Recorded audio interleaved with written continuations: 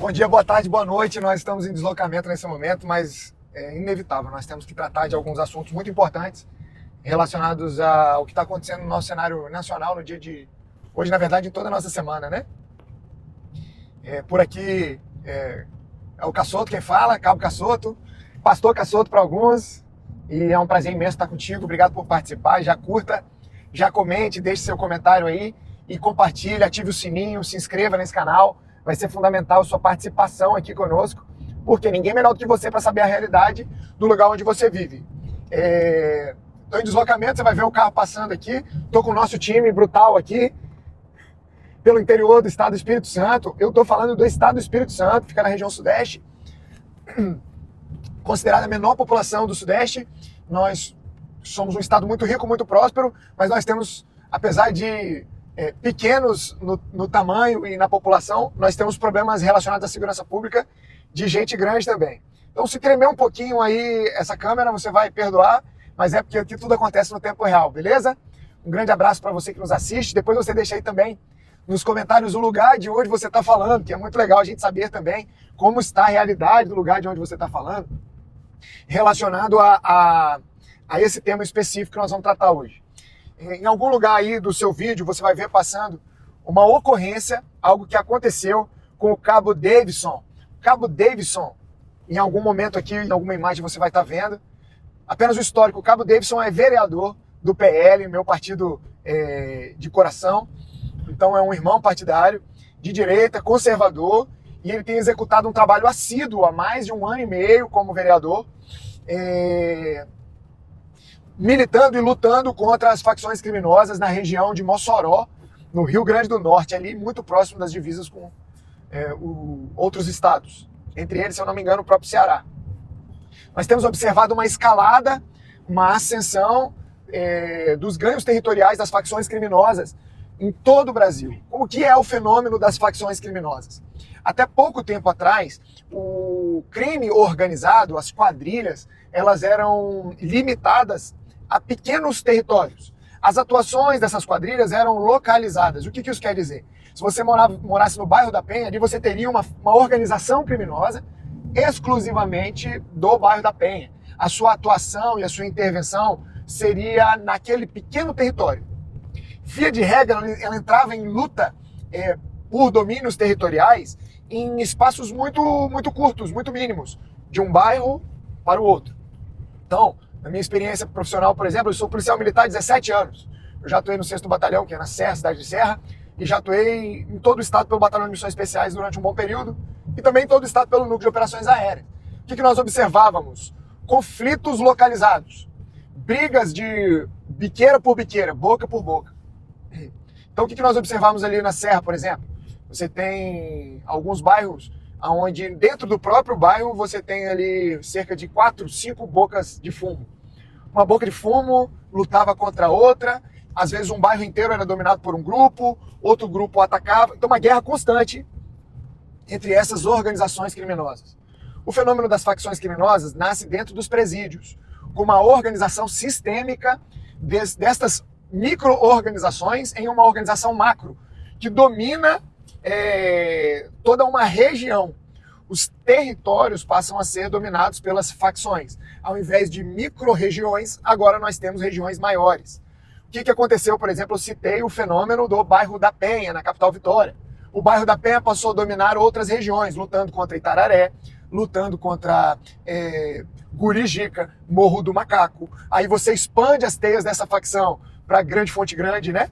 Morro da Fonte Grande, Morro do Cabral, Alagoano. Nós temos ali todas as regiões sendo dominadas por essa briga. E de dentro dos presídios, agora as lideranças emitem determinações. Eles vão chamar essas determinações por diversos nomes, né? Eles vão dar uma sintonia para que todos executem essas determinações. Eles mandam catuques, né? Que são as ordens de dentro do presídio. E a partir disso, dessa organização maior, macro, nós temos uma diminuição de conflitos, porque de maneira generalizada os territórios agora são dominados, um aumento do potencial da violência, ou seja, essas facções são ultra violentas, porque agora esse domínio territorial não é apenas sobre a biqueira, não é apenas sobre a boca de fumo, mas é sobre toda uma região, inclusive sobre os moradores, sobre o comércio, sobre os relacionamentos. Nós temos agora um problema muito maior para ser enfrentado pelos gestores de segurança pública. Nós não temos agora que nos preocuparmos apenas em acabar com uma boca de fumo. Nós agora temos a preocupação de acabar com a influência territorial, a influência financeira e a influência psicológica ultraviolenta das facções criminosas sobre toda uma população. Então você que morava em Flechal, você que morava no bairro da Penha, você que morava em Central Carapina, você que morava e mora em Pantanal, lá em Serra Dourada 3, que antes falaria assim, olha, existe um ponto aqui no meu bairro onde tem criminalidade, mas não me afeta. Para mim não tem problema, eu sou um morador e eles não criam caso comigo. Hoje em dia não é mais assim. Se um faccionado ou uma determinação de dentro de um presídio acreditar que a sua residência é o melhor lugar para esconder drogas ou fazer comércio, você será colocado para fora da sua casa. E aí nós temos um fato absolutamente enxergado em campos de batalha de guerras convencionais e urbanas atuais, chamado êxodo de guerra. Uma discussão recente, está inclusive aquecida, é se as facções criminosas são ou não organizações terroristas. Observe, um dos traços das organizações terroristas são as consequências relacionadas ao êxodo de conflito, ou êxodo de guerra, gerado por organizações terroristas. Se nós caminharmos por Flechal, se nós caminharmos pelo bairro da Penha, se nós caminharmos pelo Morro do Macaco, se nós caminharmos pelo Morro do Cruzamento, isso eu posso citar diversas regiões, nós vamos encontrar inúmeras residências aparentemente abandonadas, mas que na realidade os moradores daquele lugar foram expulsos. Eu sempre gosto de citar esse exemplo recente. Há pouquíssimo tempo, cerca de 6 meses, eu fui transferido para uma zona conflagrada na cidade de Cariacica, lá na 3ª Companhia. Um abraço para os meus irmãos de 3ª Companhia. Região de Flechal, Flechal 1, Nova Canaã, Vila Graúna, Porto Novo, Porto de Santana, Vila Valverde, uma região conflagrada, uma região de domínio de facção. E eu me recordo que na minha primeira semana de serviço, nós conseguimos o êxito de fazer uma grande apreensão de drogas. Nós encontramos uma casa, uma residência, em Flechal 2, e nessa residência havia cerca de 8 quilos de maconha sendo preparado em embalo para venda. Aquela comemoração da nossa equipe, né? Equipe muito boa. Um abraço pro GA da 3ª CIA, os guerreiros do GA. Toca o terror em Flechal, o Campo do Apolo passa mal com a gente. Glória a Deus por isso. Deus odeia o tráfico de drogas. Mas eu me lembro que eu observei, um dos nossos soldados estava, não vou citar o nome dele aqui, mas todo mundo comemorando, e eu olhei esse guerreiro estava calado, braço cruzado, olhando meio que pro nada, assim, né? E eu falei, combatente, o que foi? Você tá feliz? Nós estamos fazendo uma grande apreensão de drogas. E ele me disse o seguinte, comandante, há pouco tempo eu passei por aqui, há cerca de um mês. Nessa casa morava uma senhora bem idosa, de uns 80 anos. Onde está essa senhora? Eu tô preocupado agora. Ó, aquela pergunta daquele militar, ela mexeu comigo. Eu também parei de comemorar na hora, né? E nós fomos até algumas residências ali vizinhas, eu não posso citar, e eu conversei com uma pessoa moradora daquele beco, daquela região. Eu falei bem assim, cadê a senhorinha que morava ali? Aí ela falou, era a senhora fulana de tal. Aonde ela tá? Ela foi expulsa. Aquele laboratório de droga que nós estávamos quebrando no nosso linguajar policial, ele estava acontecendo numa residência de uma senhora de mais de 80 anos que foi expulsa. Expulsa do lugar onde ela construiu, talvez do lugar onde ela criou seus filhos, do lugar onde ela teve toda a sua vida construída, porque um maldito traficante entendeu que aquela casa era um bom lugar, um bom esconderijo para virar droga. Essa senhora foi expulsa da sua casa. E aí eu pergunto para você, coloca aí nos comentários o que você acha. É ou não é o modus operandi de uma organização terrorista? É esse o nível de discussão que nós devemos ter. Quando nós temos, por exemplo, um presidente de uma nação se colocando contra a nomenclatura e as ações de facções criminosas serem taxadas como terroristas, isso no mínimo tem que gerar desconfiança da nossa parte. Eu não vou falar nem da revolta que nós, enquanto policiais, enquanto membros da segurança pública, temos que ter, mas você também, morador, você também, cidadão de bem que mora não apenas nas zonas conflagradas. Daqui a pouco nós vamos falar sobre isso. Nós começamos essa conversa falando sobre a atuação dessas facções. de dentro do presídio alguém decide quem vive e quem morre numa região construída e habitada por gente de bem, gente trabalhadora, gente que acorda às 5 da manhã. Eu não estou falando do Rio de Janeiro. Estou falando do Estado do Espírito Santo. Veja, esse fenômeno está acontecendo agora. As teias dessas facções, elas agora não são mais localizadas, como nós estamos afirmando, e elas passam a ser regionalizadas, e esses territórios são maiores, extensos. Nós temos algumas facções que estão dominando aqui o nosso estado. A influência do Comando Vermelho, a influência do PCC, as facções locais. Aqui, especificamente no estado do Espírito Santo, nós temos o PCV, Primeiro Comando de Vitória, e o TCP, Terceiro Comando Puro. Uma sob influência PCV do Comando Vermelho, a outra sob influência do PCC. Mas o que isso tem a ver? No crime, manda mais quem tem mais contatos. O que diferencia o patrão do gerente, do pista-vendedor, do aviãozinho e do olheiro é o nível de conhecimento que ele tem. Se o patrão informasse para todo mundo quem é o seu fornecedor, facilmente ele seria executado e outro novo patrão nasceria. É por isso que as conexões com as facções internacionais, Comando Vermelho e CV, elas tornaram as facções locais, aí no caso do Espírito Santo, TCP e PCV, como franquias de facção. As armas e as drogas que são comercializadas e utilizadas para gerar terror no Estado do Espírito Santo, elas são fornecidas por essas facções internacionais. E aí as teias do Comando Vermelho e do PCC, elas se estendem para além das fronteiras, inclusive com o tráfico internacional de drogas e armas. Nós vamos falar sobre isso daqui a pouquinho. Assim também no Nordeste, as facções locais passaram a se integrar às facções nacionais.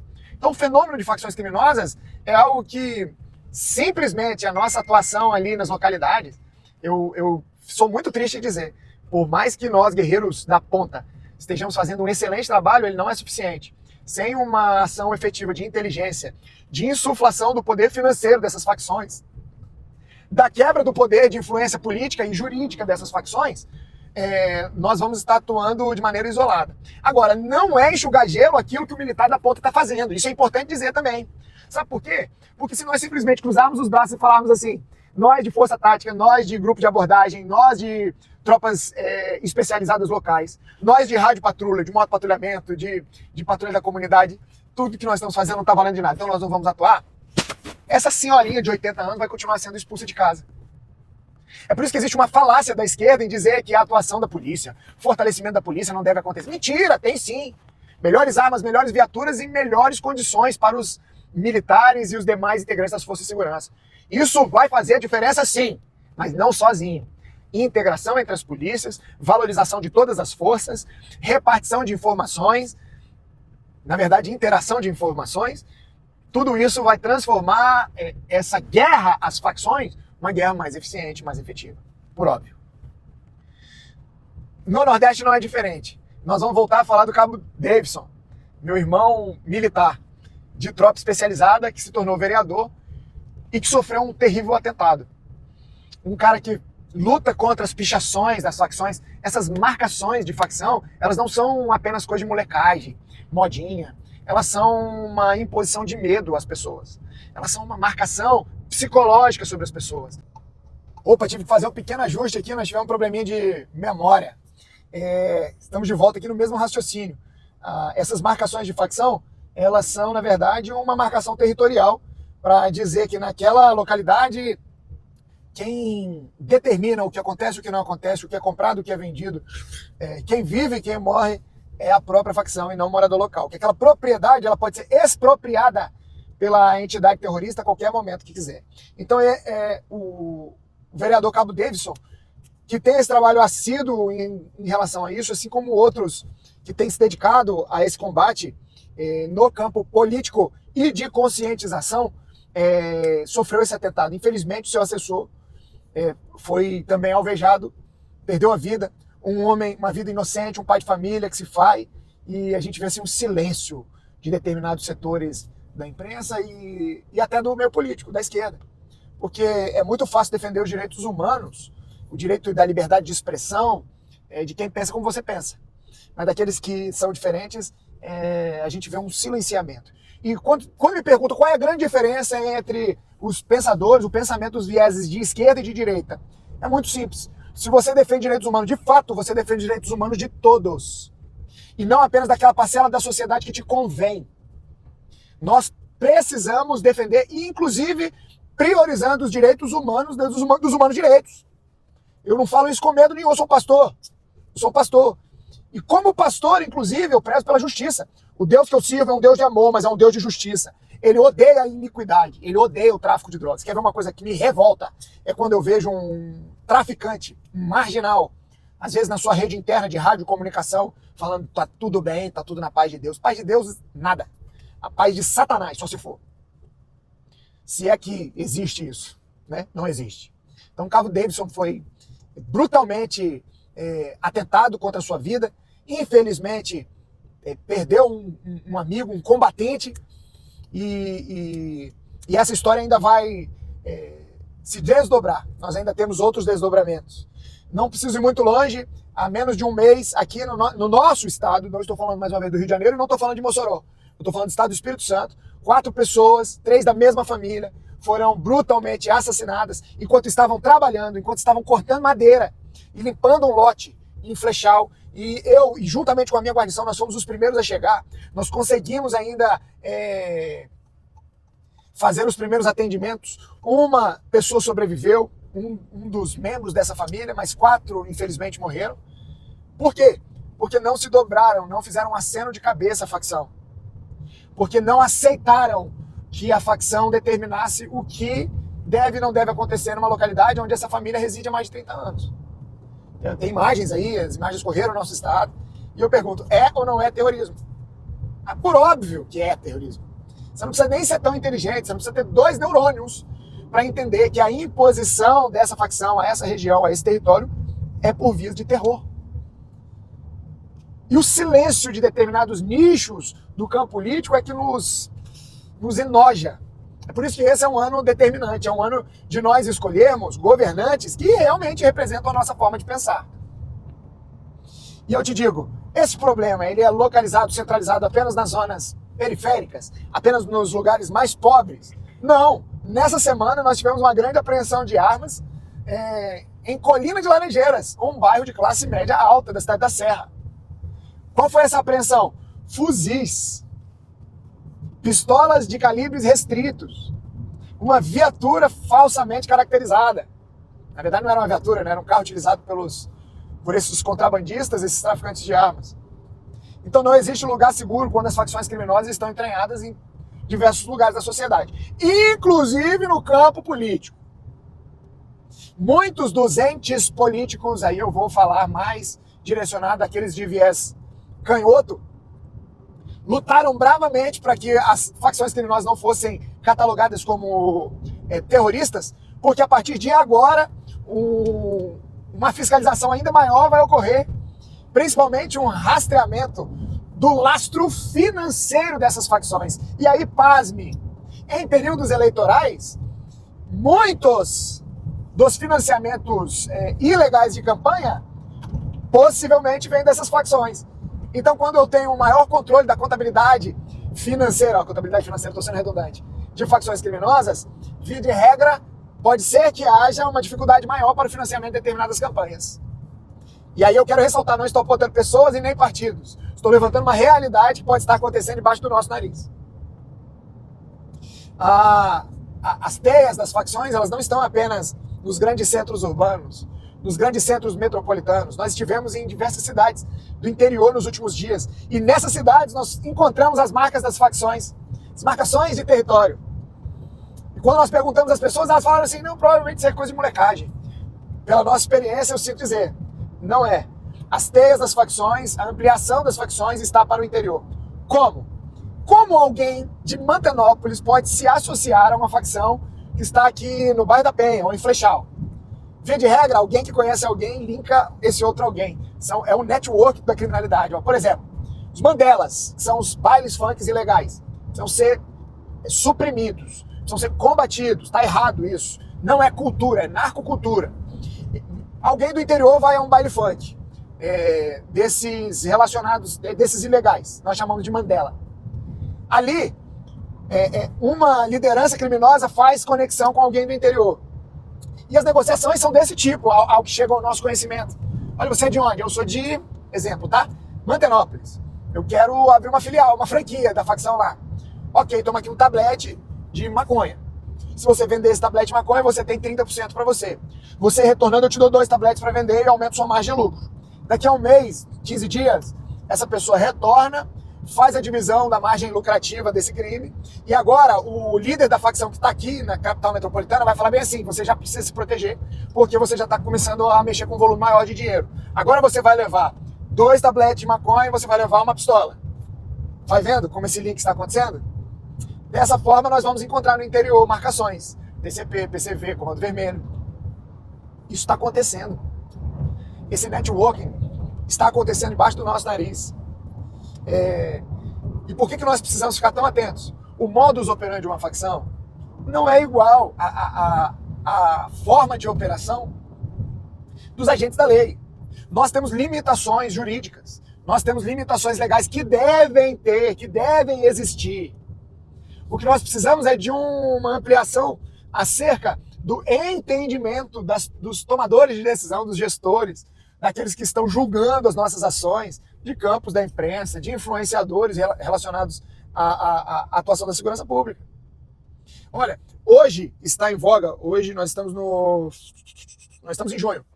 Hoje um vídeo relacionado a um policial militar de São Paulo. Esse policial vai ter uma atuação. Um homem com esquizofrenia puxa uma faca para esse policial de São Paulo. Esse policial, ele é obrigado a alvejar esse homem com perturbação mental. E esse fato ocorreu em abril, mas esse vídeo da câmera corporal do policial veio à tona hoje. E esse policial começa a orar a Deus, pedindo a Deus para que o agressor não morra. É isso. O agente da lei, por via de regra, ele não sai da sua casa para matar, ele não quer. Ele não quer ter esse resultado, apesar dele compreender que isso faz parte da sua atuação. É diferente do criminoso. O criminoso sai de casa pela manhã para matar, para roubar e para destruir. Então eu não posso dar prioridade de atendimento médico para um criminoso em detrimento do cidadão de bem, do pai de família que está com seu filho ali com gastroenterite que seja numa UPA. E aí eu passo com um criminoso à frente dele porque ele é um detento. Essa distorção da realidade dos fatos é que é o problema. Nós precisamos de um choque de moralidade e realidade no nosso Estado, mas nós precisamos de um choque de realidade e moralidade na ética como um todo no nosso país. Eu estou trazendo vários fatos à tona aqui para nós, para que a gente possa fazer essa análise crítica de fato. Se nós não mudarmos o cenário de como as coisas estão acontecendo, infelizmente, nós estamos caminhando para um caminho sem volta. Você concorda com o que eu estou dizendo? Você discorda? Deixe seu comentário. É muito importante. De onde você está vendo? Você chegou até o final? Você vai falar aí de onde você está assistindo esse vídeo. E vai falar como está a realidade, se está parecido com o que você está ouvindo. Seja dentro do estado do Espírito Santo ou em outro estado. Que eu prezo aí, oro a Deus pela recuperação do Cabo Davidson. Oro a Deus pela família que foi, infelizmente, vitimada em Flechal, chacinada. Eu oro a Deus pela carreira do policial de São Paulo. Eu oro a Deus pelo nosso estado. Deus abençoe o estado do Espírito Santo, Deus abençoe a nação brasileira, Deus abençoe a segurança pública.